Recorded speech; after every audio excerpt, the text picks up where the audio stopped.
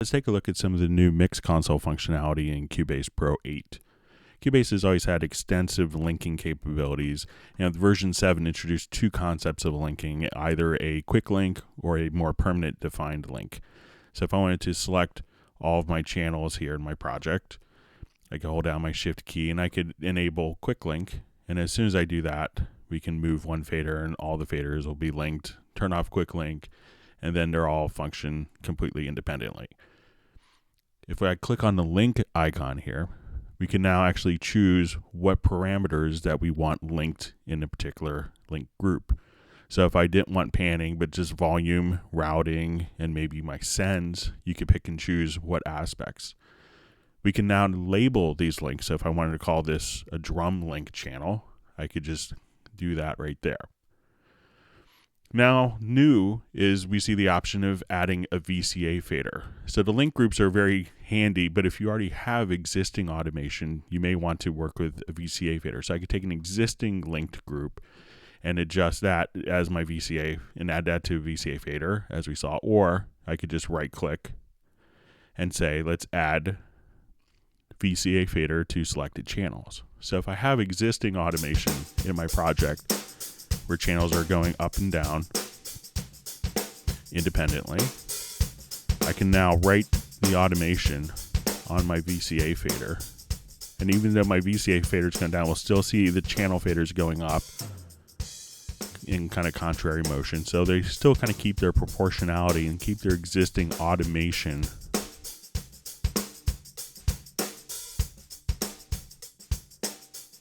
So as we write this automation, now this doesn't sum the audio signal, it's just controlling the volume level. So it doesn't affect the gain structure of audio that's going to groups and other processing. So now I have existing automation here and existing automation from my VCA fader. How does that work in our automation editing? So if I wanted to open my automation panel, I'll click here. Let's look at volume automation. And let's just kind of blow up our volume automation here. So we could actually see, once we kind of hover the mouse over, two different values. So we see kind of the real automation as well as the VCA automation. So if I wanted to kind of consolidate or coalesce those, I can click right here on the VCA fader, just go to the right, you'll see a little pop-up window will appear. I will say combine automation of VCA and linked channels. So now as soon as I come right there, it's now been consolidated. So we have one automation value. So, and something else that's interesting is we could do some clever routing here. Let's say if I wanted to edit this link group, we'll just say, okay, we're going to take off the VCA and we'll just remove, we'll keep the combined automation. And if I wanted to have nested link groups, I could say, okay, let's take just my kicks here, and we'll choose to blow out the link as if we're starting from scratch. So I could now select my kick drums, add these to the VCA fader, go to my snares, again, right click, add VCA fader to the selected channels. Let's say my hats and my toms. And let's do my rooms and overheads to their own dedicated VCA fader. And now if I just want to select just the VCA faders themselves,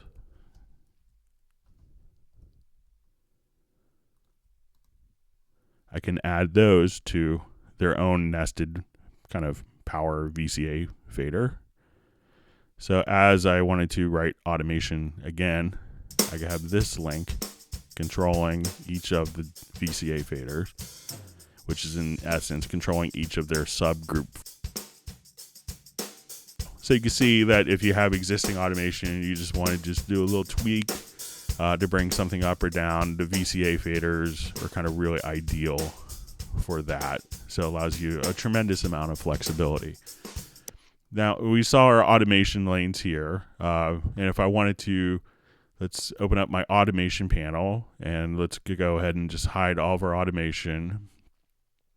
And let's say if I have an audio track here, we have a new automation writing mode where we could actually called virgin territory. So as I just kind of click directly here, as I draw in automation, without this enabled, we'd always see kind of a beginning and end value, kind of a static value. But now when I come here, we enable our automation view. I could just kind of draw in automation that doesn't have a preset known beginning or end point before that automation value actually hits. So we can have virgin automation territory.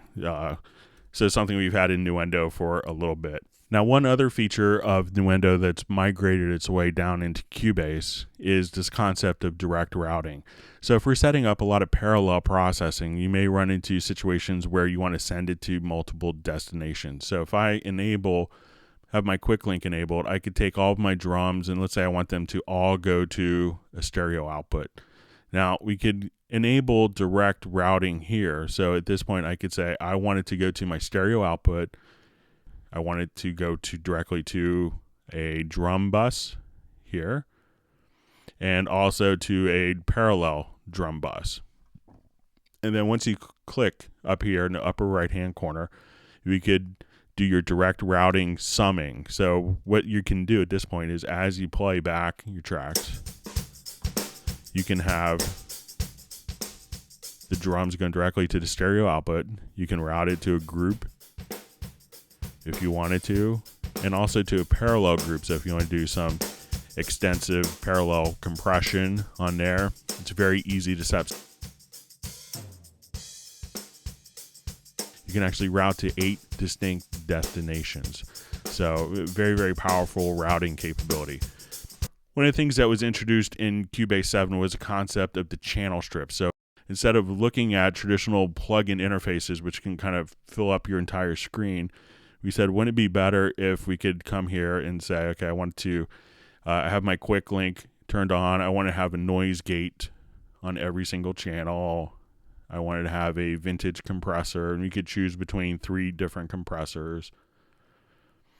And we could just kind of scroll up and down and see all this functionality. And we could change the order. So new in version 8, we can actually now have the EQ enabled here. So we could see the EQ knobs as we do this, but we have some new functionality as well. So version 7.5 in the saturation section added magneto, and we had the envelope shaper for transient design, but we also have now added the de-esser. So at this point, we could see kind of a whole virtual console laid out for us, and if we wanted to kind of resize that, we could do that very easily. And this way you could just kind of scroll up and down without having the need for a lot of plug-in interfaces where you can't see that much processing going on. In the EQ section, there's been some enhancements here. So if I have my EQ linked here, I could actually just choose to say, I could see my frequency that I'm actually adjusting. So if you know that your song is in the key of G or E, you could actually just kind of emphasize those particular frequencies. So we can see the pitch here change as we adjust our notes. So makes it very easy to dial in the EQ perfectly. Now, as we kind of work with our number of different tracks, we see very extensive metering options inside of Cubase. So if I wanted to come here, we could look at not only loudness metering in our control room. So if I wanted to turn this on, we could see our loudness metering, but we could also just kind of switch over here directly to various meter types. So if I wanted to, again, say, okay, I want this to be British scale, digital scale, CAT system 20, 14, 12, but metering generally only shows you what is happening at that particular moment in time and not what's going to happen. So what's really great is you can now switch the meter type here from PPM to wave meters. So this way you can see like 3 seconds before and 3 seconds after of exactly what tracks are going on. So as you can see, with the capability of VCA linking, virgin automation territory, direct routing, EQ enhancements, and wave meters, it makes it for a very powerful mixing platform.